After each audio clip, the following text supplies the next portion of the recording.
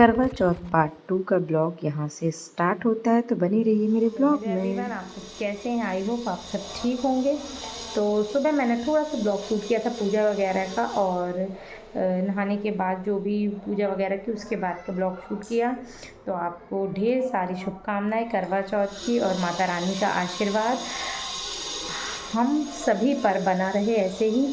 तो बस करवा चौथ आपका कैसा निकला तो बताइएगा अपने ब्लॉग में ज़रूर। और बस मैं पूजा की तैयारी के लिए अब सामान सारा लेके ही आ गई थी, कुछ बाकी रह गया था। तो अभी हस्बैंड के साथ मार्केट गई थी, तो थोड़ा सा जो भी स्वीट्स वगैरह लेके आए, फ्रूट्स वगैरह तो वो लेके आ गए हैं। और जो मुझे कुछ सामान श्रृंगार वगैरह का चाहिए था तो वो मैं भी लेके आई हूँ। तो बस अब मैं करूँगी पूजा की तैयारी, क्योंकि भगवान का जो भी भोग वगैरह है सारी चीज़ें मैंने बना ली थी। और बस सिर्फ शाम को थोड़ा बहुत ही मुझे करना पड़ेगा। अभी मैंने खाने वगैरह की सारी तैयारी कर ली। अब पूजा की तैयारी करने के बाद मैं रेडी होंगी। तो बस आप मेरे ब्लॉग में ऐसे ही बने रहिएगा। तो आपको दिखाती हूँ मैं अपनी मेहंदी। तो आप देख सकते हैं कैसा है मेहंदी का कलर, बहुत ही सुंदर आया है मेहंदी का कलर। और इस वाले का भी देखिए, ये तो आप देख सकते हैं कितनी प्यारी मेहंदी रची है, कलर भी बहुत अच्छा आ गया है। तो बस ऐसे ही जो भी आज शूट होगा वो मैं आपको ज़रूर दिखाऊंगी। तो बस ऐसे ही बने रहिएगा मेरी ब्लॉग में।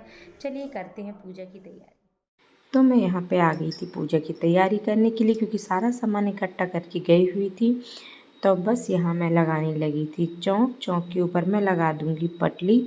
और इसके बाद मैं यहाँ पे लेके आ गई थी माता रानी का जो करवा माता की जो तस्वीर थी, वो जो कागज़ की आती है, तो वो मैं ना लाके, क्योंकि हर साल वो लेके आओ फिर वो फट ही जाती है और इधर उधर ऐसे वो बेकार लगने लगती है। तो मैं ले आई थी मड़ी हुई वाली तस्वीर माता रानी की। तो बस यहाँ पे मैं आ गई थी तैयार होने के लिए, क्योंकि सारी तैयारी करने के बाद बहुत ज़्यादा थकान हो गई थी।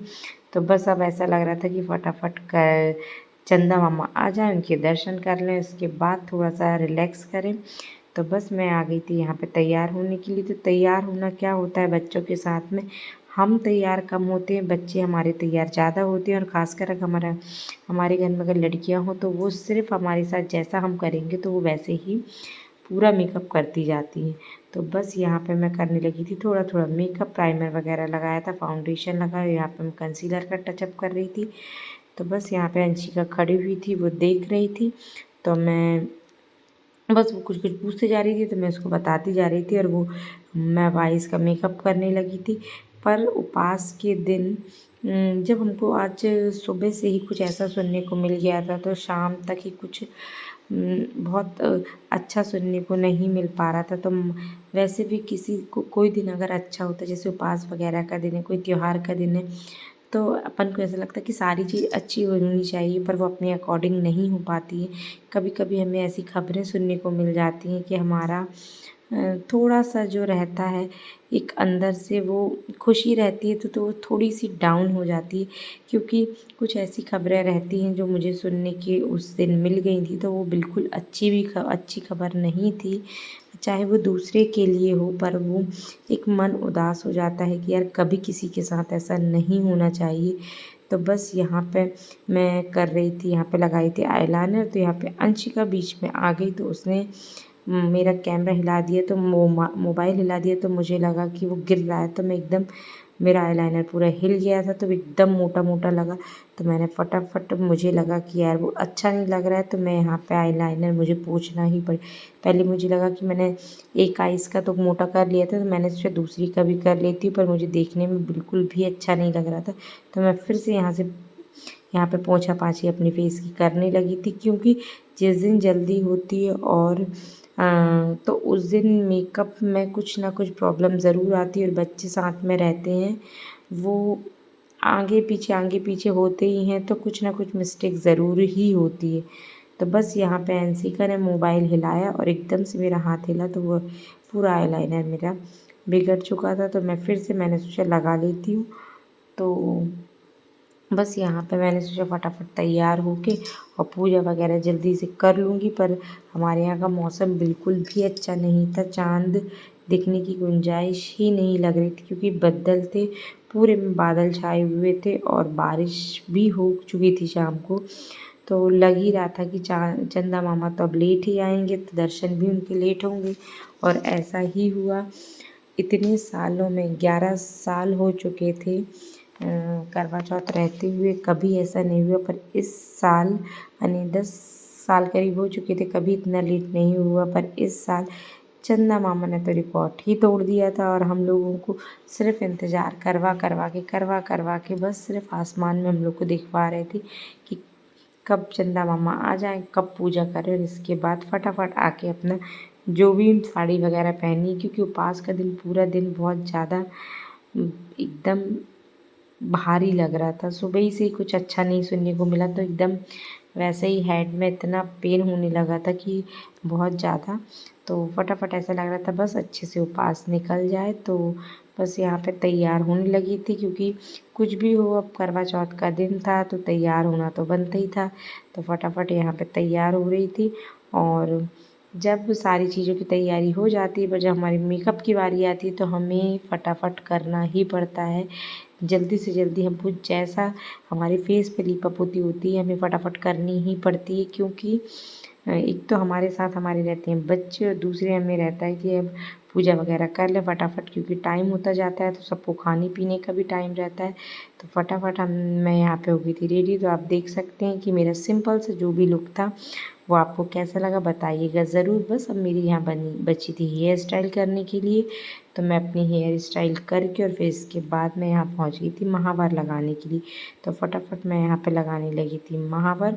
तो आप लोग के साथ ऐसा होता है कि मेरे जो पैर रहते हैं उसके एक साइड तो बन जाता है लगाते, पर दूसरे साइड में बहुत दिक्कत जा रही थी, तो बहुत मुश्किल से ही लग पाया। और फिर यहाँ पे मेरी सारी पूजा की तैयारी हो गई थी, तो बस मैं यहाँ पे आ गई थी अपनी पूजा स्टार्ट करने के लिए। तो मैंने बहुत अच्छे से आप देख सकते हैं सारी तैयारी कर ली थी, सारा प्रसाद बना लिया था और अपनी मैंने पूजा अपनी स्टार्ट कर दी थी। तो बस हस्बैंड आके पूछ रहे थे कि कुछ छत पर ले जाके रखना तो नहीं है, तो मैंने बोला अभी कुछ भी नहीं ले जाना है। और अंशिका बस इंतज़ार में बैठी थी। बच्चे हैं उनको भी एकदम थकान लगने लगती है कि बस मम्मी पूजा पूजा पूजा की तैयारी आज करे पड़ी, थोड़ा सा भी हमको टाइम नहीं दे पाई। तो बच्चों का तो मन है, तो बस। और उसको लग रहा था कि कब उसको मिठाई खाने के लिए मिल जाए, बस वो उसी इंतज़ार में थी। तो बस यहाँ पे मेरी सारी पूजा की तैयारी प्रसाद वगैरह मैं लगाने लगी थी, भोग वगैरह जो भी माता रानी को लगाने लगी थी।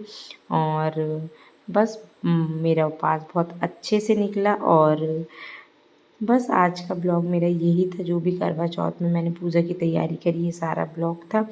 और इसके बाद यहाँ पे मैं कथा वगैरह पढ़ने लगी थी पूजा की, और कथा के बाद हवन करते हैं। तो बस जब तक हवन की आग हो रही थी तब तक मैंने एक कथा तो पढ़ते ही नॉर्मली जितनी होती गई थी, यानी 2-3 कथा मैंने पढ़ ली थी, क्योंकि मैंने बोला जब तक हवन की आग हो रही तब तक मैं पढ़ती ही जाती हूँ, क्या करूँगी बैठ के। तो यहाँ पे हवन की आग हो चुकी थी, यहाँ मैं करने लगी थी हवन। और बस यहाँ पे हम लोग करने लगे थे आरती। अंशिका से बोला अंशिका आ जा, तो अंशिका बोली नहीं मम्मी मैं नहीं आ रही हूँ, मैं सिर्फ थोड़ा थोड़ा वो शूट कर रही थी बैठ के।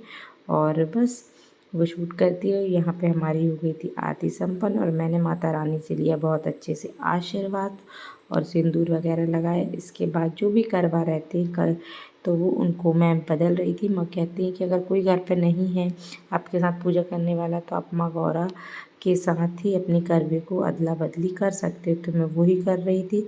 और बस यहाँ पे मेरी पूजा का लास्ट ही चल रहा था, और इसके बाद ये करने के बाद मेरी पूजा हो जाती है संपन्न।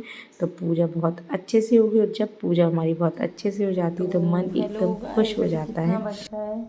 9:45 बज गया है। तो अभी चाँद का कोई भी अता पता नहीं है। बस बैठे, पूजा वगैरह हो गई है। अब देखो चाँद कितना इंतज़ार तो करवाता है, बस कितने यहाँ बजे पे तक चंदा निकल। मामा ने इंतज़ार अपना बहुत ख़त्म करवा सर लिया में था, पर वो भी पेन होने धुंधले लगा धुंधले दिख था। रहे थे। तो फटाफट हमने आके यहाँ पे कर ली थी पूजा, क्योंकि वो बादल के कारण वो आ रहे थे जा रहे थे, तो उतने अच्छे से क्लियर दिख नहीं पा रहे थे। तो बस आज हमारी पूजा जो भी यहीं पे लास्ट पूजा का समाप्त हो रही थी। और बस आपको ब्लॉग कैसा लगा तो बताइएगा ज़रूर। अगर आप मेरे चैनल पे नए हैं तो चैनल को सब्सक्राइब करना ना भूलें, लाइक करें, कमेंट करें, शेयर करें। तो बस इस ब्लॉग को यहीं पे समाप्त करते हैं। तो ये था मेरा करवा चौथ पार्ट 2 का ब्लॉग।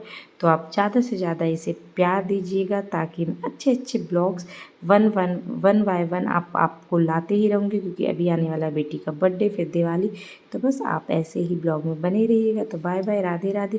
तो फिर मिलेंगे ऐसे ही मुस्कुराते हुए चेहरे के साथ एक नई सुबह के साथ। तो बस बने रहिएगा मेरे ब्लॉग में और ऐसे ही आप प्यार देते रहिए।